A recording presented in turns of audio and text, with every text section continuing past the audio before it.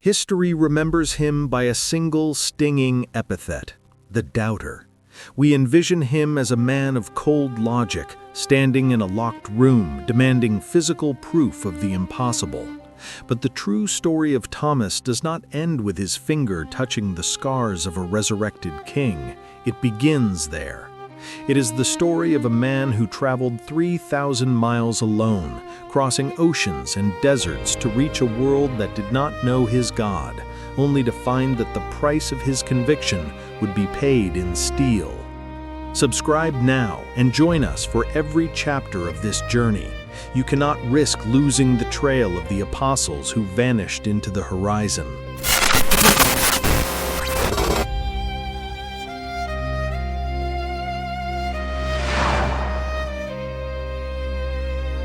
The dust of Jerusalem in the weeks following the resurrection was thick with a mixture of euphoria and lethal paranoia.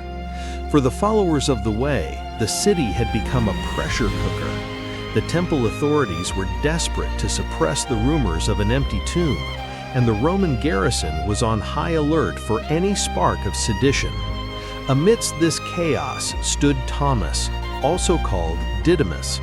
To understand the man, one must look at the psychological weight of his nickname. Didymus in Greek, like Thomas in Aramaic, means the twin.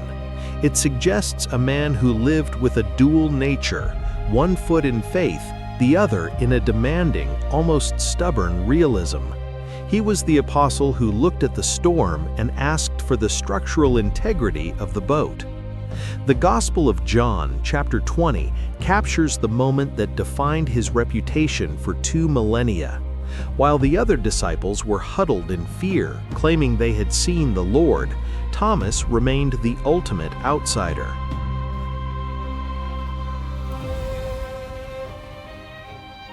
But he said unto them, Except I shall see in his hands the print of the nails, and put my finger into the print of the nails, and thrust my hand into his side, I will not believe. This was not a rejection, it was a desperate plea for certainty. Thomas was a man who could not survive on second-hand hope. He needed a faith that was as tangible as the wood of a cross. When Christ finally stood before him, offering his wounds as evidence, the internal walls of the twin collapsed. And Thomas answered and said unto him, My Lord and my God. But this confession came with a burden. While Peter was called to lead the flock in the heart of the empire, and John was destined to preserve the theology of love, Thomas was faced with the most daunting geographical lot of all. Early ecclesiastical traditions, particularly the Acts of Thomas and the writings of Origen, describe a scene that feels more like a military deployment than a missionary journey. In the years following the Ascension, the apostles gathered to cast lots, dividing the world into territories. While others stayed within the familiar borders of the Roman Mediterranean, the lot for India fell to Thomas. The prospect was terrifying. India was not just a distant land, it was the edge of the world. To reach it meant leaving the Roman protection of the Levant, crossing the treacherous Parthian Empire, or braving the unpredictable monsoon winds of the Indian Ocean. Thomas, according to the accounts, initially recoiled. He argued that his health was poor, that he did not know the language, and that a Hebrew could not possibly survive among the peoples of the East. But the twin could not run from his second half. The man who had touched the wounds of Christ was now being asked to become a wound for the sake of the gospel. The departure from Jerusalem was a silent, lonely event. There were no crowds to wave him off, no legions to protect his path. He traveled as a laborer, a craftsman of wood and stone. This detail is significant. In the 1st century, the trade routes between the Roman port of Myos Hormos on the Red Sea and the western coast of India were bustling with the spice trade. Pepper, silk, and gems flowed west. gold and craftsmen flowed east. As Thomas stood on the deck of a Roman merchant vessel, watching the coast of Arabia fade into a thin line of salt and haze, the isolation must have been absolute. He was the only man on board carrying a message that would sound like madness to the merchants and sailors around him. The voyage across the Arabian Sea was a test of endurance. The ships of the era were sturdy but small, vulnerable to the sudden violent shifts of the Indian Ocean. For 40 days, Thomas was suspended between a heaven he couldn't see and a sea that threatened to swallow him whole. He was a man stripped of his titles, his friends, and his language, carrying nothing but a memory of a scarred hand and a command to go. When the ship finally sighted land, the lush emerald green coastline of the Malabar coast, it was 52 AD. Thomas stepped onto the shores of Palayur in what is now modern-day Kerala. He was 3,000 miles from the upper room. He was an alien in a land of ancient caste systems, vibrant Vedic traditions, and kings who claimed divinity. Archaeological evidence from this period confirms that this was a world of immense sophistication. The port of Muziris, where Thomas likely landed, was a global hub. Excavations have uncovered Roman amphora, shards of Italian pottery, and thousands of gold coins featuring the faces of Augustus and Tiberius. This was not a primitive wilderness. It was a wealthy, entrenched civilization with its own deep-rooted spiritual identity. Thomas was a stranger in a land that did not need him. He was the doubter who now had to convince a nation of believers in other gods. As he walked into the heart of the city, his Hebrew sandals clicking on the foreign stone, the real mission began. It was a mission that would lead him through the halls of kings and into the dark forests of the interior, toward a collision with a power structure that had stood for thousands of years. The fisherman's friend was now the stranger in a strange land. He was alone, but as he looked at the calloused palms of his hands, he remembered the wounds. He knew that the rock had been established in Rome, but the spear was waiting for him in the east. The shadows of India were long, and Thomas was about to walk into the heart of them.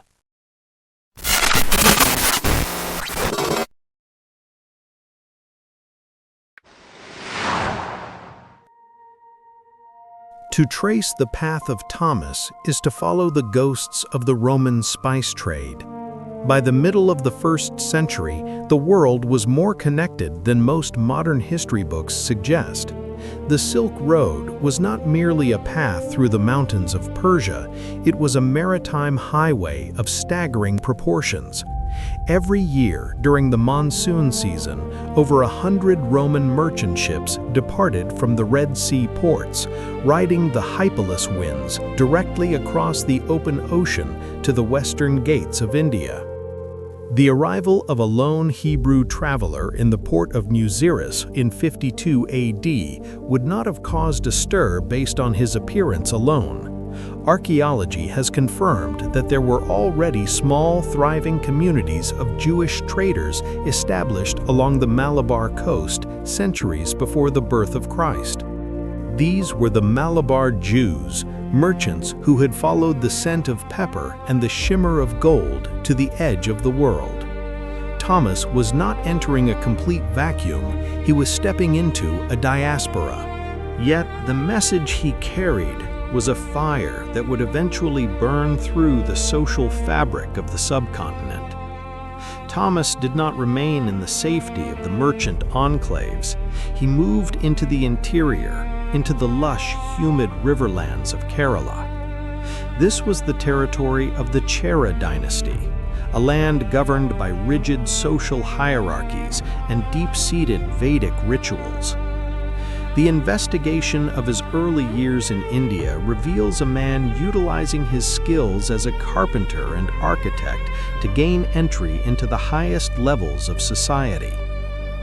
Ancient Syrian Christian traditions, the Rabban Pattu songs, describe Thomas as a master builder. This historical detail aligns with the Roman practice of sending skilled artisans to foreign courts to curry diplomatic favor. Thomas was not just a preacher, he was a builder of palaces and eventually a builder of souls. One of the most enduring accounts of this period involves the king Gondophares. For centuries, Western historians dismissed Gondophares as a legendary figure, a myth created to give Thomas's journey a royal backdrop. However, in the mid-19th century, a hoard of ancient coins was unearthed in the Indo-Parthian regions. Stamped in the metal was the image of a king and the name, Gondophares. The discovery sent shockwaves through the historical community. It proved that the mythical king of the Thomas accounts was a flesh and blood ruler who reigned during the exact window of the apostles' mission. The lost mission was no longer a fairy tale, it was a documented collision between a messenger of the Nazarene and a powerful Eastern monarch. The biblical foundation for Thomas's resilience in this environment is found in the very nature of his calling. He was a man who demanded the print of the nails. In India, he found a culture that also demanded tangible signs. The tradition describes a moment at the Palayor tank where local priests were performing a ritual of throwing water into the air as an offering to the gods. Thomas, watching the water fall back into the pool, challenged the nature of their faith. The account states that Thomas threw the water into the air, and instead of falling, the droplets remained suspended in the light, glistening like diamonds, a physical manifestation of a power that transcended the laws of nature. It was the kind of proof that the twin himself had once demanded in the upper room. While these traditions carry the weight of centuries of oral history, the physical evidence on the ground is even more compelling. Scattered across the Kerala coast are the 7.5 churches, the original sites where Thomas is said to have established the first Christian communities in India. These locations, such as Kodungallur and Niranam, remain centers of worship to this day.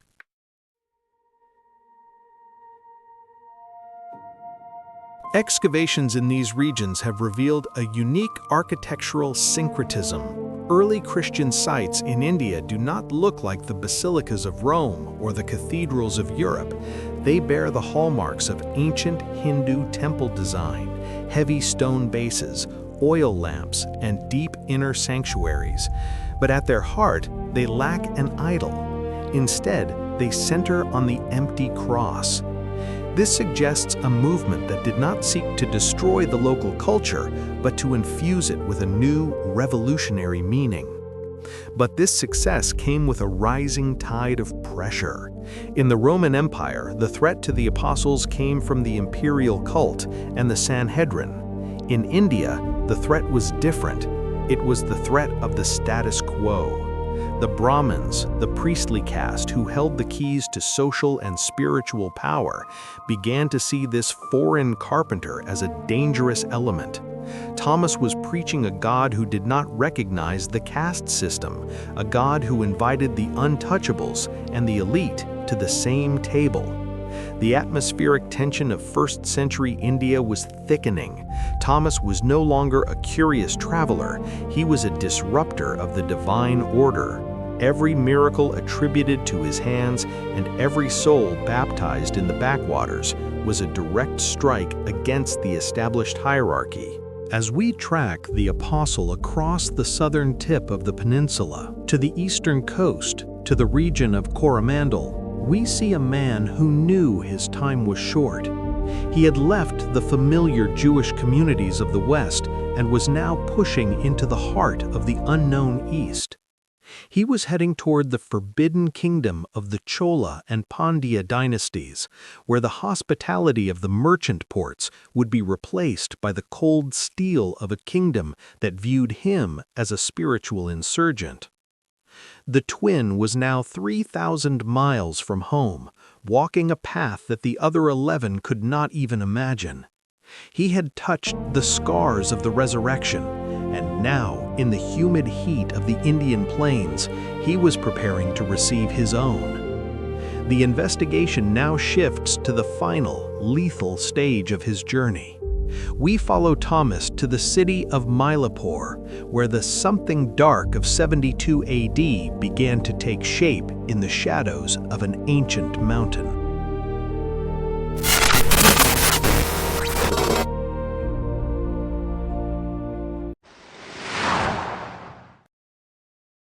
The transition from the western shores of Malabar to the eastern coast of Coromandel was more than a geographical shift. It was a journey into the heart of a spiritual fortress. Thomas had crossed the Ghats, moving from the cosmopolitan trading hubs into the deeper, more traditional territories of the Chola and Pandya dynasties. Here, the influence of the Roman world was a faint whisper, and the authority of the local kings and their priestly advisors was absolute. In the city of Mylapore, Thomas encountered a society where religion and state were inextricably linked. The local temples were not merely places of worship, they were the engines of the economy and the arbiters of the law. To introduce the message of a crucified carpenter from a distant Roman province was not seen as a philosophical contribution, it was perceived as an act of subversion. The narrative of this period is defined by a clash of kingdoms.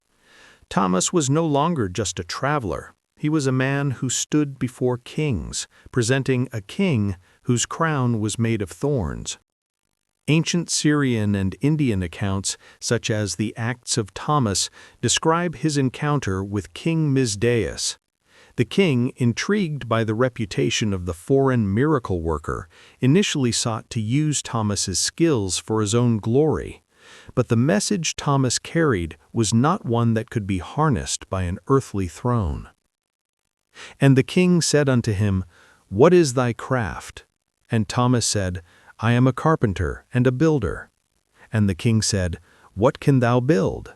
He said, "In wood, yokes and weights and measures, and ships and oars and masts, and in stone, pillars and temples and courthouses for kings." The king commissioned Thomas to build a magnificent palace, providing him with immense wealth for the project. But as the months passed, it became clear that no physical palace was being constructed. Thomas was taking the royal treasury and distributing it to the poor, the sick, and the marginalized. When the king demanded to see the palace he had paid for, the apostle's response was a strike at the very heart of royal pride. "Thou canst not see it now, but when thou hast departed this life, thou shalt see it." This was the turning point. Thomas was preaching a kingdom that was not of this world, a message that stripped the elite of their divine status and elevated the lowly. To the king, this was theft and treason. To the people, it was a revolution of hope. The tension in Myapoli began to boil. Thomas was no longer just a stranger, he was a threat to the stability of the entire social hierarchy. The spiritual atmosphere of Mylapore in 72 AD was of extreme volatility. Thomas had established a small community of believers, but they were surrounded by a priesthood that viewed his miracles as sorcery and his teachings as a plague. He withdrew to a small cave on a nearby hill, now known as Little Mount, to live a life of prayer and solitude, emerging only to preach to the growing crowds who were drawn to his words of equality and healing. The biblical echo in this moment is unmistakable. Just as Christ withdrew to the Garden of Gethsemane, Thomas sought the refuge of the mountain. He was a man who had once demanded to see the physical evidence of God, and now he was living in total dependence on the invisible. He was no longer the twin struggling between two worlds. He had chosen the world of the spirit, even as the world of men prepared to destroy him. Historical accounts suggest that Thomas's influence had reached even the royal household, converting the queen and the king's son. This was the final transgression. In the ancient world, the conversion of a royal family was often the precursor to a total societal shift. The king's advisors pressed for a permanent solution. They saw a man who had survived the vastness of the ocean and the perils of the desert, and they realized that no prison could hold him, and no distance could silence him. The something dark that was brewing in the shadows of the mountain was now ready to reveal itself. The order was given not for a public trial, which might incite the crowds, but for a swift, lethal strike in the isolation of the heights. Thomas was being hunted in the very land he had come to save. As he looked out from the cave over the sprawling plains of India, the isolation of the mission reached its peak. He was the furthest any of the 12 had ever gone. He was the sentinel of the East, holding a light that the darkness was desperate to extinguish. The man who had touched the wounds of Christ now understood that his own body was the next target. The spear was no longer a distant prophecy, it was a shadow moving up the side of the mountain. Thomas prepared himself not with a sword, but with a cross. The forbidden kingdom had rejected the messenger, but the message had already taken root in the soil. As the sun set over the horizon of the Indian Ocean, the apostle knew that 72 A.D. would not be the year of his failure, but the year of his final witness. The path from the cave led to a higher peak, the Great Mount, where the final collision between the fisherman's faith and the king's steel was about to occur. The man of doubt was about to become the man of ultimate sacrifice.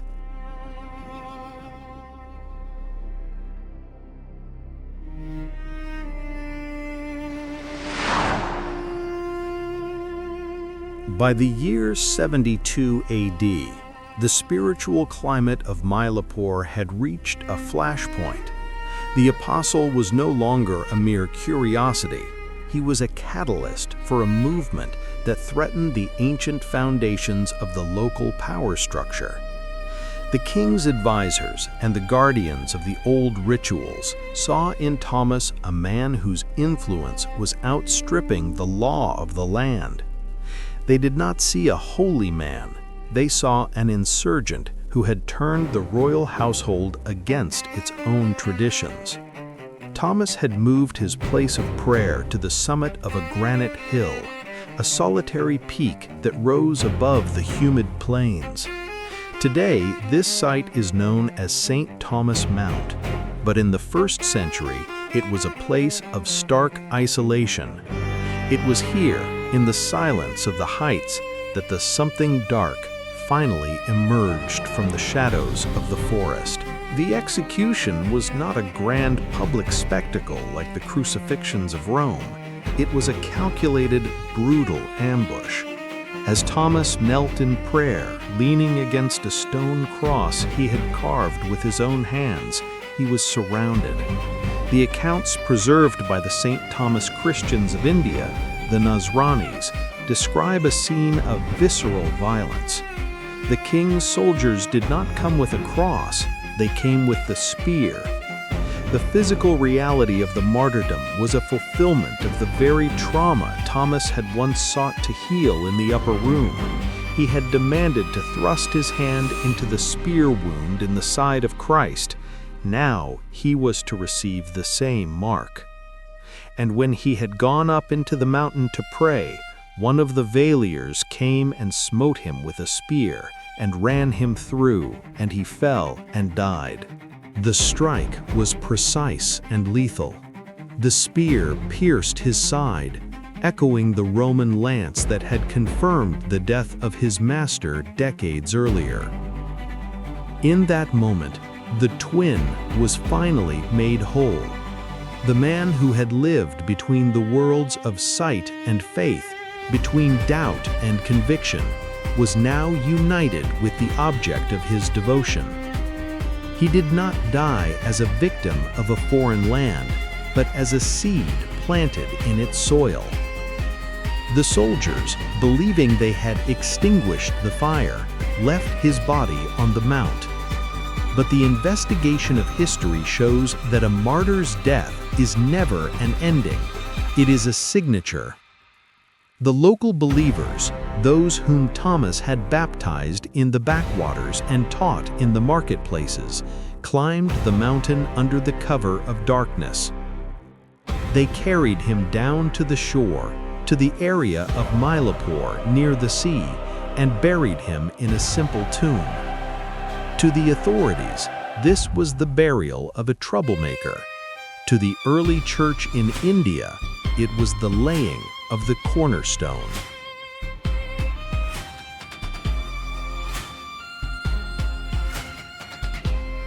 The brutality of the act in 72 AD was meant to signal the end of the way in the East. However, the psychological impact on the region was the opposite. The blood of Thomas did not wash away in the monsoon rains. It stained the identity of the land. The man who had been so cautious that he required physical proof had given the ultimate physical proof of his own faith. He had not just spoken of a kingdom, he had bled for it. Archaeological studies of the site on the mount have uncovered ancient stone crosses with Pahlavi inscriptions dating back to the early centuries. One specific artifact, the bleeding cross of St. Thomas, is said to have miraculously bled on the same day of the apostles' martyrdom in later years. While the miraculous nature is a matter of faith, the historical presence of these artifacts proves that the memory of the spear was etched into the very stone of India. The something terrifying that happened in 72 AD was not just the death of a man, but the birth of a lineage. Thomas died alone, thousands of miles from the other 11, without a fellow apostle to hold his hand or hear his final words. He was the lonely sentinel. But in that isolation, he proved that the message of the Nazarene was not a local Roman superstition. It was a global reality. As the dirt was shoveled onto the wooden coffin in the sands of Mylapore, the guards believed the mission had failed. They did not realize that Thomas had already won. He had bridged the gap between the West and the East, between the doubting heart and the bleeding side. The investigation of his death leads us to a final, startling realization. The twin was not named so because he had a biological brother, but perhaps because he represented the two sides of every believer, the part that fears and the part that follows. On the mount in India, the part that feared was finally silenced by the spear, and the part that followed was led into eternity. But the story does not end in the tomb by the sea. The evidence of Thomas's journey would lie dormant for centuries, waiting for the shovels of the future to prove what the faith of the past already knew. We now move to the final evidence, to the tomb that still speaks, and to the legacy of the man who went too far and found exactly what he was looking for.